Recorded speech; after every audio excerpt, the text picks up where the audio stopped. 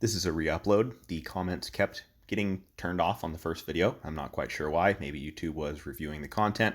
If comments are disabled again, it wasn't me. I want to make it very clear. I am not encouraging or advising anyone to modify their firearms. This is not a tutorial. This is for entertainment purposes only. I recently decided to dive into porting my own pistols. I have some machining experience, access to a mill.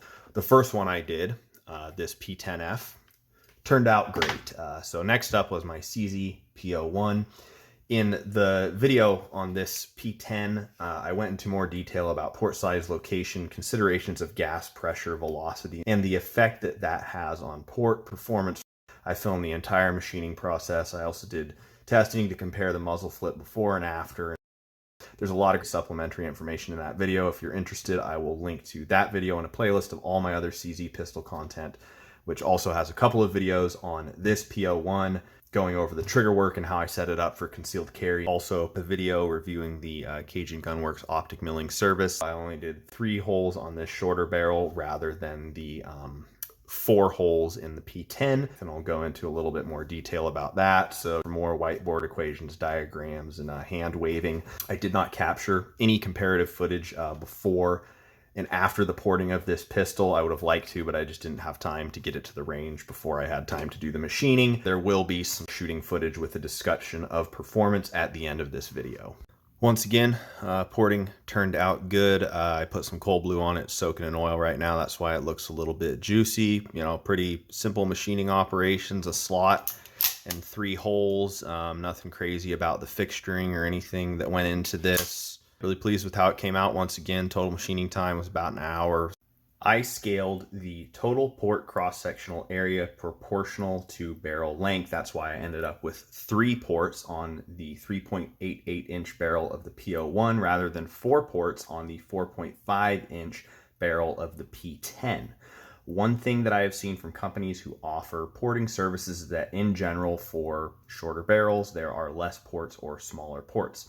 My guess is that ports closer to the chamber will see higher pressures, therefore gas will be coming out of those ports at a higher velocity.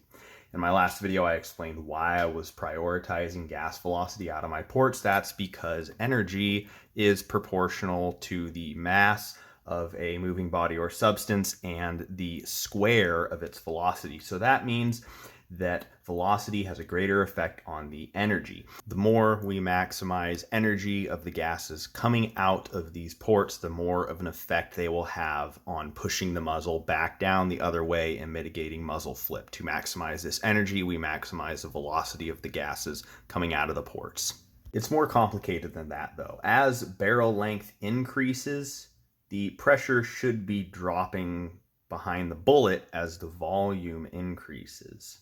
But combustion is still happening behind the bullet. So pressure could still be increasing that whole time, even though the volume is increasing.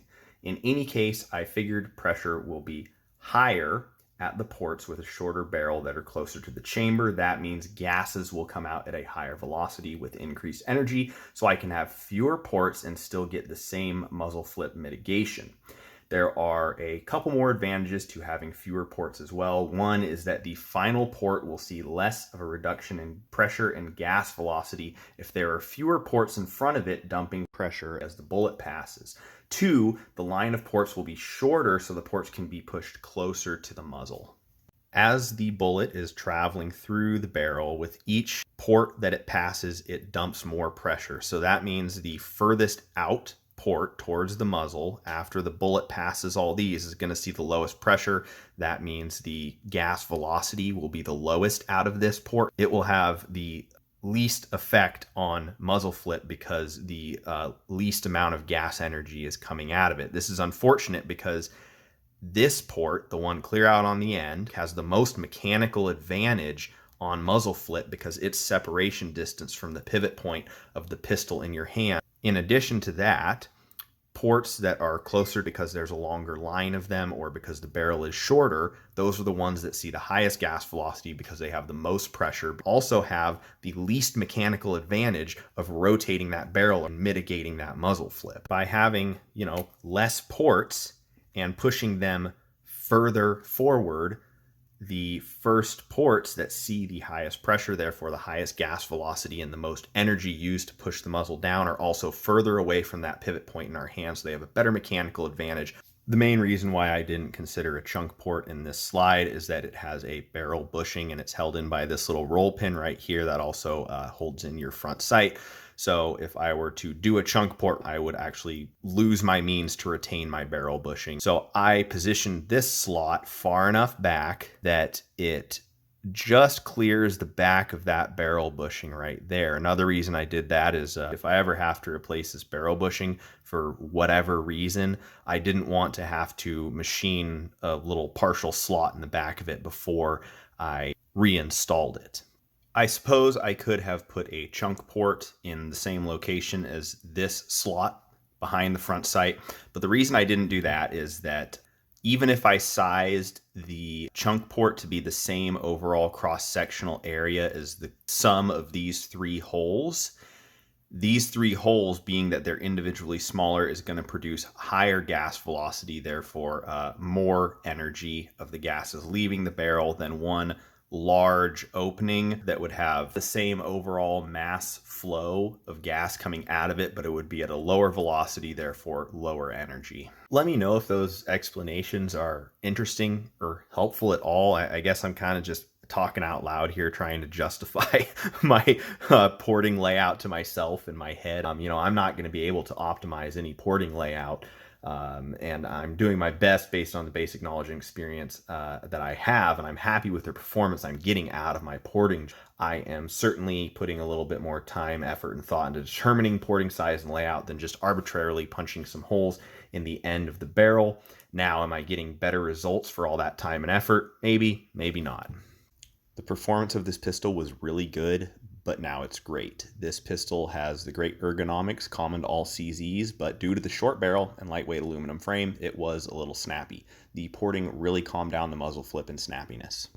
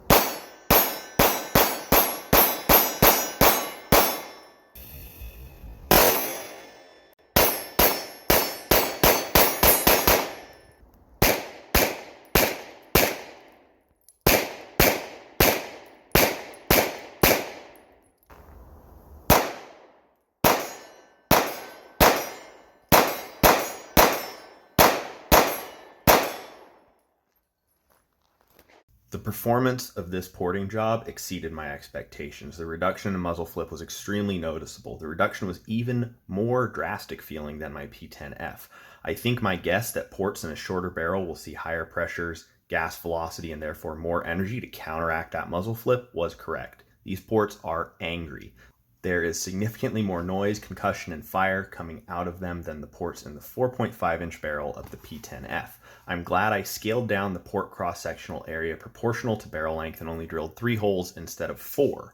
I feel like I hit the sweet spot of the port area to barrel length ratio. I cannot imagine how it could perform much better than this, honestly. I am also comfortable with the ejection pattern and distance, so no recoil spring changes are necessary. There's extra noise, concussion, and fire, but the performance gains were so great that it's a trade-off I'm willing to make. I also don't care about my front backup iron sight getting fouled because I run the red dot. This is the best performing compact pistol I've ever shot. I do have a compensated Glock 19 built on a polymer 80 frame that may compete with this. I don't think it'll beat it, but I think it will be really close. Let me know in the comments if you would like to see a comparison of this ported P-01 and a compensated Glock 19. I hope you enjoyed the video. Thanks so much for watching.